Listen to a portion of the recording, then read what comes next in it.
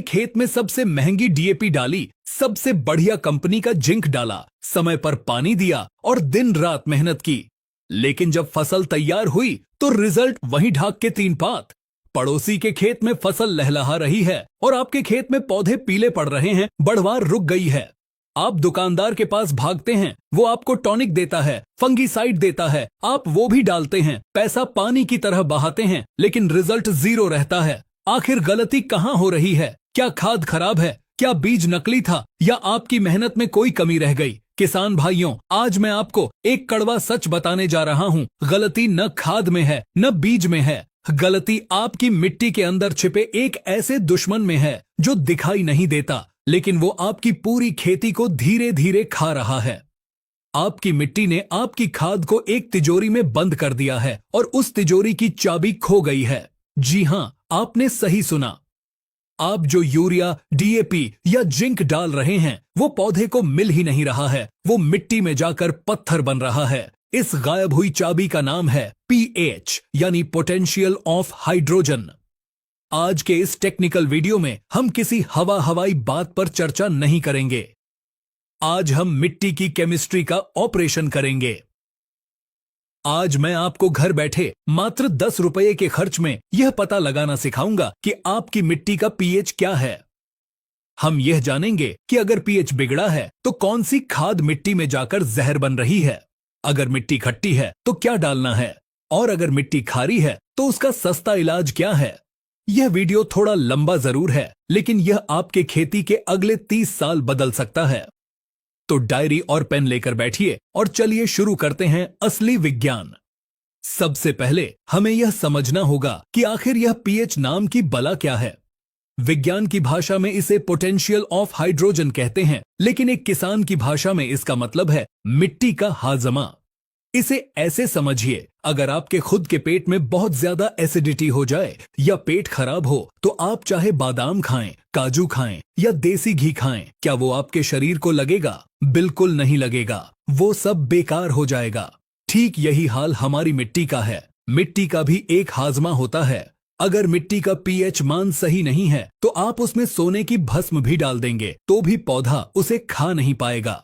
इस पीएच को नापने का एक पैमाना होता है, एक स्केल होता है जो 0 से लेकर 14 तक चलता है। इसमें जो 7 नंबर होता है वो बिल्कुल बीच का होता है, जिसे हम न्यूट्रल या उदासीन कहते हैं, जैसे हमारा पीने का पानी जिसका पीएच 7 होता है। खेती के लिए, हमारी फसलों के लिए जो सबसे उत्तम, सबसे शानदार रेंज होती है वो है 6.5 से लेकर 7.5 के बीच। अगर आपकी मिट्टी का पीएच इस रेंज में है तो मुबारक हो, आप बहुत किस्मत वाले हैं। आप जो भी खाद डालेंगे पौधा उसे 100% ग्रहण करेगा। लेकिन समस्या तब शुरू होती है जब यह सुई हिलती है। अगर पीएच 7 से नीचे यानी 6, 5 या 4 की तरफ जाता है तो इसे हम कहते हैं एसिडिक मिट्टी या आम भाषा में खट्टी मिट्टी। और अगर यह सुई 7 से ऊपर यानी 8, 9 या 10 की तरफ जाती है तो इसे हम कहते हैं एल्केलाइन मिट्टी यानी खारी या ऊसर मिट्टी। और किसान भाइयों, यहीं पर खेल बिगड़ता है। जैसे ही पीएच गड़बड़ होता है, मिट्टी के अंदर एक रासायनिक युद्ध शुरू हो जाता है जिसे हम न्यूट्रल करना आज सीखेंगे। बाजार में आपने देखा होगा कि मिट्टी चेक करने वाले डिजिटल मीटर आते हैं जो 200 या 300 रुपए में मिलते हैं और जिनमें एक सुई लगी होती है। मैं आपको साफ बता दूं, वो सब खिलौने हैं। उनसे कभी भी सटीक जानकारी नहीं मिलती। वो नमी को नापकर पीएच बता देते हैं, जो कि गलत है। आज मैं आपको जो तरीका बताने वाला हूं वो विज्ञान की प्रयोगशाला में इस्तेमाल होने वाला सबसे भरोसेमंद तरीका है, जिसे लिटमस पेपर टेस्ट कहते हैं। यह पेपर आपको किसी भी स्कूल प्रोजेक्ट की दुकान पर, मेडिकल स्टोर पर या ऑनलाइन बहुत ही सस्ते में मिल जाएगा। तो चलिए अब हम प्रैक्टिकल शुरू करते हैं। इस टेस्ट को करने के लिए हमें सबसे पहले मिट्टी का सही सैंपल लेना सीखना होगा। 90% किसान यही गलती करते हैं। वो खेत के किसी भी कोने से मुट्ठी भर मिट्टी उठा लेते हैं। यह गलत है। अगर सैंपल गलत होगा तो रिपोर्ट भी गलत आएगी। आपको क्या करना है? आप अपने खेत में जाएं, खेत के चारों कोनों से और एक बार बीच से, यानी कुल 5 जगहों से मिट्टी लेनी है। जिस जगह से मिट्टी लें वहां ऊपर की घास फूस या कचरा हटा दें। फिर फावड़े या खुरपी से एक वी आकार का गड्ढा खोदें जो लगभग 6 इंच गहरा हो। हमें ऊपर की सतह की मिट्टी नहीं चाहिए, हमें जड़ों के पास की मिट्टी चाहिए। इस गड्ढे की दीवार से खुरच कर मिट्टी निकालें। इन 5 जगहों की मिट्टी को एक बाल्टी में इकट्ठा करें और अच्छी तरह मिला लें। अब इसमें से कंकड़ पत्थर निकालकर फेंक दें। इस मिट्टी को छांव में सुखाना है, धूप में नहीं। धूप में सुखाने से मिट्टी के रासायनिक गुण बदल सकते हैं। सूखने के बाद इसे बारीक कर लें। यह हुआ आपका परफेक्ट सैंपल तैयार। अब टेस्ट के लिए हमें एक खास चीज की जरूरत होगी और यह इस पूरे वीडियो का सबसे महत्वपूर्ण हिस्सा है, इसीलिए ध्यान से सुनिएगा। अक्सर लोग टेस्ट करने के लिए घर के नल का पानी, हैंडपंप का पानी या ट्यूबवेल का पानी ले लेते हैं। यह बहुत बड़ी गलती है। नल के पानी का खुद का पीएच 7 नहीं होता, वो खारा भी हो सकता है। अगर आप खारे पानी से मिट्टी चेक करेंगे तो रिजल्ट गलत ही आएगा। आपको चाहिए डिस्टिल्ड वाटर यानी आसुत जल। घबराइए नहीं, यह बहुत आसानी से मिलता है। जो पानी हम इन्वर्टर की बैटरी में डालते हैं वही डिस्टिल्ड वाटर होता है। या फिर मेडिकल स्टोर पर इंजेक्शन लगाने के लिए जो पानी मिलता है, आप उसका इस्तेमाल करें। इसका पीएच बिल्कुल 7 होता है, जो हमारे टेस्ट को 100% सटीक बनाएगा। अब विधि को समझिए। कांच का एक साफ गिलास लें। ध्यान रखें, गिलास कांच का ही हो, स्टील या प्लास्टिक का ना हो, ताकि हमें आर पार साफ दिखाई दे। इस गिलास में 2 चम्मच अपनी तैयार की हुई मिट्टी डालें। अब इसमें 4 चम्मच डिस्टिल्ड वाटर डालें, यानी जितना मिट्टी उसका 2 गुना पानी। अब इसे किसी लकड़ी की डंडी या प्लास्टिक के चम्मच से अच्छे से घोलें। यहां भी लोहे की चम्मच का इस्तेमाल न करें, क्योंकि लोहा मिट्टी के साथ रिएक्शन कर सकता है। अच्छे से घोलने के बाद अब आता है सस्पेंस का समय। आपको इस घोल को 15 से 20 मिनट के लिए बिल्कुल शांत छोड़ देना है, उसे हिलाना नहीं है। ऐसा हम क्यों कर रहे हैं? क्योंकि मिट्टी भारी होती है, वो नीचे बैठ जाएगी और पानी ऊपर तैरने लगेगा। मिट्टी के अंदर जो भी एसिड या क्षार है वो उस पानी में घुल जाएगा। हमें उसी पानी को चेक करना है। 20 मिनट बाद आप देखेंगे कि गिलास में नीचे मिट्टी बैठी है और ऊपर साफ पानी है।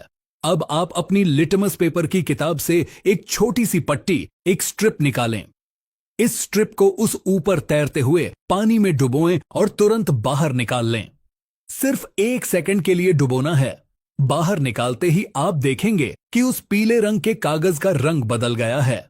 यही रंग आपकी मिट्टी की जन्म कुंडली है। अब इस रंग को अपनी लिटमस की किताब पर बने कलर चार्ट से मिलाएं। चलिए मैं आपको डिकोड करके बताता हूं कि किस रंग का क्या मतलब है और उसका आपकी फसल पर क्या असर पड़ रहा है। सबसे पहले, अगर कागज का रंग गहरा हरा यानी डार्क ग्रीन हो गया है तो किसान भाइयों, आप बहुत भाग्यशाली हैं। इसका मतलब है आपकी मिट्टी का पीएच 7 के आसपास है। आपकी मिट्टी न्यूट्रल है। आपको इसमें कोई भी सुधार करने की जरूरत नहीं है। आप जो भी खाद डालेंगे वो सोना बनकर उगेगी। लेकिन अगर कागज का रंग पीला या हल्का नारंगी या लालपन पर आ गया है तो खतरा है। इसका मतलब आपकी मिट्टी का पीएच 7 से नीचे जा रहा है। यह 6, 5 या 4 हो सकता है, यानी आपकी मिट्टी एसिडिक या खट्टी है। अब सुनिए कि खट्टी मिट्टी होने से आपको क्या भारी नुकसान हो रहा है। जब मिट्टी एसिडिक होती है तो जमीन के अंदर एल्यूमिनियम और लोहे की मात्रा जहरीले स्तर तक बढ़ जाती है और ये दोनों तत्व मिट्टी में मौजूद फास्फोरस के दुश्मन हैं। आप जैसे ही डीएपी डालते हैं, यह एल्यूमिनियम उस फास्फोरस को जकड़ लेता है और उसे लॉक कर देता है। पौधे की जड़ें बढ़ नहीं पाती, पौधा बौना रह जाता है और सबसे बड़ी बात, एसिडिक मिट्टी में फंगस बहुत तेजी से पनपती है। अगर आपके खेत में बार बार उकठा रोग आ रहा है, जड़ गलन हो रही है, तो समझ लीजिए आपकी मिट्टी खट्टी हो चुकी है। यहां कैल्शियम और मैग्नीशियम की भारी कमी हो जाती है। अब तीसरे रंग की बात करते हैं। अगर लिटमस पेपर का रंग गहरा नीला या बैंगनी यानी पर्पल हो गया है तो यह दूसरी तरह का खतरा है। इसका मतलब पीएच 7 से ऊपर जा रहा है, 8 या 9 की तरफ। आपकी मिट्टी एल्केलाइन या क्षारीय है। भारत के ज्यादातर इलाकों जैसे पंजाब, हरियाणा, राजस्थान और पश्चिमी उत्तर प्रदेश में यही समस्या है। क्षारीय मिट्टी में क्या होता है? जैसे ही पीएच 7.5 के ऊपर जाता है, मिट्टी में मौजूद सूक्ष्म पोषक तत्व जैसे जिंक, आयरन, मैंगनीज और कॉपर ये सब लॉक हो जाते हैं। आप दुकान से थैला भर भर कर जिंक सल्फेट लाते हैं और खेत में डालते हैं, लेकिन मिट्टी में जाते ही वो जिंक हाइड्रोक्साइड बनकर पत्थर जैसा जम जाता है। पौधा उसे पी नहीं पाता। नतीजा क्या होता है? आप देखते होंगे कि नई पत्तियां पीली पड़ रही हैं, पत्तियों की नसों के बीच में पीलापन है, पौधे में जान नहीं है। आप यूरिया डालते हैं, वो भी उड़ जाता है, मिट्टी सख्त हो जाती है, हल चलाने में दिक्कत आती है। तो अब आपने बीमारी को पहचानना सीख लिया। रंग देखकर आप समझ गए कि मिट्टी खट्टी है या खारी। अब बात करते हैं इलाज की। इलाज ऐसा जो सस्ता हो और वैज्ञानिक हो। सबसे पहले बात करते हैं, अगर मिट्टी खट्टी है यानी पीएच कम है तो उसे कैसे सुधारें। इसका सबसे सस्ता और रामबाण इलाज है बुझा हुआ चूना या फिर बाजार में मिलने वाला डोलोमाइट। चूने में कैल्शियम होता है जो मिट्टी की खटास को काटता है। अगर आपकी मिट्टी का पीएच बहुत कम है तो आप खेत की जुताई के समय लगभग 2 से 3 क्विंटल बुझा हुआ चूना प्रति एकड़ के हिसाब से मिट्टी में मिला दें। लेकिन एक सावधानी जरूर रखें, चूना डालने के तुरंत बाद यूरिया या डीएपी न डालें। कम से कम 15 से 20 दिन का अंतर रखें। दूसरा तरीका है लकड़ी की राख। अगर आपको कहीं से लकड़ी की राख मिल जाए तो वो भी एसिडिक मिट्टी के लिए अमृत का काम करती है, क्योंकि उसमें पोटाश और कैल्शियम दोनों होते हैं। एसिडिक मिट्टी वाले किसान भाइयों को डीएपी की जगह रॉक फॉस्फेट खाद का इस्तेमाल करना चाहिए। वो इस मिट्टी में डीएपी से 10 गुना बेहतर काम करता है। अब बात करते हैं उनकी जिनकी मिट्टी खारी है यानी पीएच ज्यादा है। यह समस्या बहुत गंभीर है। इसका सबसे पक्का इलाज है जिप्सम। जी हां, जिप्सम जिसे कैल्शियम सल्फेट कहते हैं। यह मिट्टी के कणों को खोलता है, मिट्टी को भुरभुरा बनाता है और जो सोडियम मिट्टी में जमा हो गया है उसे बहाकर नीचे ले जाता है। इसके अलावा एक और देसी और बहुत सस्ता तरीका है हरी खाद या ढैंचा। आप खेत में ढैंचा बोएं और जब वो 1.5-2 महीने का हो जाए तो उसे रोटावेटर से उसी खेत में दबा दें। जब ढैंचा मिट्टी में सड़ेगा तो उससे कुछ ऐसे प्राकृतिक एसिड निकलेंगे जो आपकी मिट्टी के पीएच को नीचे ले आएंगे और मिट्टी मक्खन जैसी हो जाएगी। क्षारीय मिट्टी वाले किसानों को यूरिया का प्रयोग कम करना चाहिए और उसकी जगह अमोनियम सल्फेट खाद का प्रयोग करना चाहिए, क्योंकि इसमें सल्फर होता है जो पीएच को कम करता है। साथ ही डीएपी की जगह एसएएसपी यानी सिंगल सुपर फास्फेट का इस्तेमाल करें, वो आपके लिए ज्यादा फायदेमंद है। तो किसान भाइयों, खेती में सिर्फ पसीना बहाने से काम नहीं चलेगा, थोड़ा दिमाग भी लगाना पड़ेगा। अंदाजे से खाद डालना बंद कीजिए और आंकड़ों से खेती कीजिए। 1,500 रुपए की डीएपी की बोरी खरीदने से पहले 10 रुपए का यह लिटमस पेपर टेस्ट जरूर कर लें। यह छोटी सी समझ आपकी लाखों की बचत कराएगी और उत्पादन को 2 गुना कर देगी। मुझे उम्मीद है कि आज की यह जानकारी आपको पसंद आई होगी। अगर आप चाहते हैं कि मैं जिप्सम और चूने के प्रयोग पर या खाद के सही चुनाव पर और भी डिटेल में वीडियो बनाऊं तो कमेंट में हमें जरूर बताएं। इस जानकारी को अपने तक सीमित न रखें, इसे हर उस किसान तक पहुंचाएं जो खेती में संघर्ष कर रहा है। आज के लिए बस इतना ही। मिलते हैं अगले वीडियो में एक और बेहतरीन जानकारी के साथ। अगर आपने अभी तक टेक्निकल एग्रीकल्चर चैनल को अभी तक सब्सक्राइब नहीं किया है तो सब्सक्राइब कीजिए, बेल आइकन प्रेस कीजिए। ऐसे ही वीडियो सबसे पहले पाने के लिए, वीडियो पूरी देखने के लिए आपका बहुत बहुत धन्यवाद।